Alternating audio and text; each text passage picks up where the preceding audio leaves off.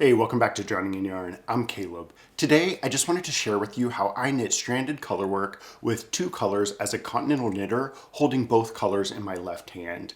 Think of this less as a tutorial and more of a show and tell, because I think it's sometimes super fun to see how other people knit, and you might pick up something along the way. In this video, I'll be knitting on my Leelanau sweater by Melinda Bernardi of French Press Knits, which I'm working on as part of a knit along with my friend Laura McDougall. If you want to join the knit along and knit a Leelanau pullover of your own as part of our knit along, which runs until the end of January 2022, go to the description box down below and sign up for Laura's newsletter where all the official information will come out. We're going to have lots of fun things planned as part of the knit along, so you won't want to miss it. But I'm going to jump right in and show you how I knit stranded colorwork. I'm knitting the body of my Leelanau sweater. It's a bottom-up raglan pullover with a light stitch pattern that is made with super simple stranded colorwork. So it's just 3 main color stitches, a contrast color stitch, and then you repeat that around. Super simple colorwork. So I figured it'd be a great time to show you how I do stranded colorwork as a Continental knitter. So the first thing I'll show you is how I tension my yarn, because I do hold both colors in my left hand. I always keep my main color on the right side. I did not mean to throw that. And then I keep my contrast color on the left side. That's for color dominance. So the contrast color is the dominant stitch in the rows with both colors. If you're not really familiar with color dominance, I'll leave some links in the description that'll tell you more about that. But how I tension my yarn. So if I was just knitting with the main color, I would just wrap it around that finger. And then sometimes I'll wrap it around this other finger and then bring it up over my top finger. So that would just look like this, and then I would just knit like this with one color. So I'm gonna undo those stitches and then show you how I tension with 2 colors, and it's really the exact same thing, except I typically will wrap it only around my pinky, then spread the 2 yarns around this finger and then bring them over my pointer finger. So I put my finger in between the 2 yarns so that they stay spread out. I wrap them both around my pinky, bring them up over, put my middle finger through the 2 yarns, and then bring them up over my pointer finger so the contrast color is coming from the left side. That sort of probably looked confusing, so let me do it again. And I'm just gonna do it at the speed I always do it in. So it just goes like this. And it kind of looks like a mess here, but it just kind of works out, so don't worry about that too much. Then in order to knit, I just pick whichever color I need. So the way that works, I'm going to start with a contrast color stitch. Now it's time to do 3 main color stitches. Sometimes you just need to push the color over. Then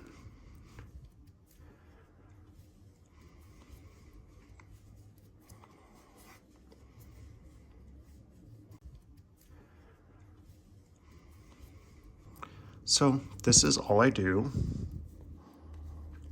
And when I grab that contrast color stitch, because I have these floats, and I want to make sure that the floats stay long and loose so that my fabric doesn't pucker, what I do is use this hand to spread these stitches on the right hand needle out. So really what that looks like is sort of a bunching and then flattening of my hand. I just use my pinky, and that sort of pulls a little bit of extra slack from this contrast color, which you'll see whenever I do it there, so that these stitches stay spread out. And that's what creates that nice long float. I'll do that again. I really only worry about that whenever I'm grabbing the yarn that's kind of traveled across a few stitches. You'll notice I never really do that whenever I'm knitting with the contrast color or the main color after knitting with the contrast color, because that float is just over 1 stitch and it's not really necessary. So I'm going to do it again and watch that contrast color. As I do it, it sort of pulls just a little bit of extra yarn, which makes it have just that little bit of slack that I need. One more time. It's hard to explain, and showing it from another angle doesn't really make it clearer. It's just something that you start to feel as you're knitting. You're really just wanting to, however you can, stretch out these stitches. You'd never want these stitches to be bunched up. Like if I knit 3 stitches with my main color and all these stitches on the right are bunched up and I knit with that contrast color, now I don't really have enough yarn in the back here because these are all bunched up, so that when the fabric lays naturally, these contrast color stitches are gonna be too close together and you're gonna end up with puckering. So that's why I try to make sure the stitches on the right are nice and spread out. Until you get used to that little motion, it's better that it takes a little bit of time if you have to stop and spread them out and then keep going than to end up with a bunchy fabric. But then the other thing that I would do is if, let's say, I had knit 3 stitches with my main color, like I did here, and I wanted 3 more stitches with just the main color, I'd want to trap this contrast color. And the way that I can really simply do that without taking my hands off of anything is to go under the contrast color. So normally to knit with this main color, I would just pick the main color and knit it. If I wanted to wrap this contrast color in order to trap the float, I would just go under the contrast color and pick the main color, then just continue knitting with the main color as normal.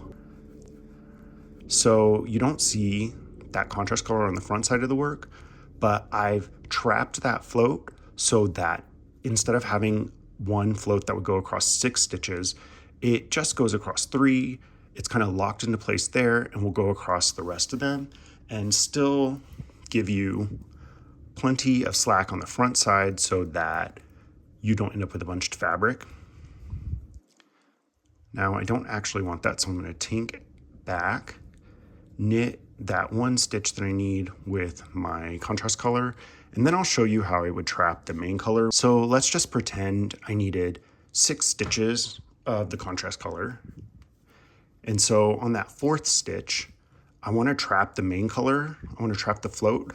So I end up with nice short floats, but no main color stitch on the front of my fabric. I would still go, sorry, I had to think about this. I would go over both the yarns under this main color to grab my contrast color and then knit with it. And then the next one after that, I would just knit the contrast color as normal. And that results in a wrapped or trapped float of the main color with a nice long float so it doesn't bunch, but no main color stitch on the front. So let's do that one more time. We'll just trap another one because I feel like that's a little confusing. So I want to trap the float of the main color. So in order to do that, I'll just go over it to grab my contrast color. So it's wrapped around the contrast color and knit with that contrast color, and then just keep knitting with the contrast color as normal. Sometimes you want to pull out a little bit of that slack so I don't have too loose of a float. And then nice contrast color on the front side, trapped floats of the main color on the back. And that's really all I do whenever I'm knitting color work. I hope that made sense to you. It's super easy to knit stranded color work this way, and as a Continental knitter, it's pretty fast too. If you enjoyed this video, then hit that little like button down below. Be sure to hit the subscribe button if you haven't already and you want to catch more knitting and yarn related videos that I have coming up in the future. And drop a comment down below and tell me how you knit stranded color work, or let me know if you have any questions. I love to hear from you, so while I may not be able to reply to every comment, I love to read them and I try to read all of them. So thank you so much for being here, and I will see you in the next one.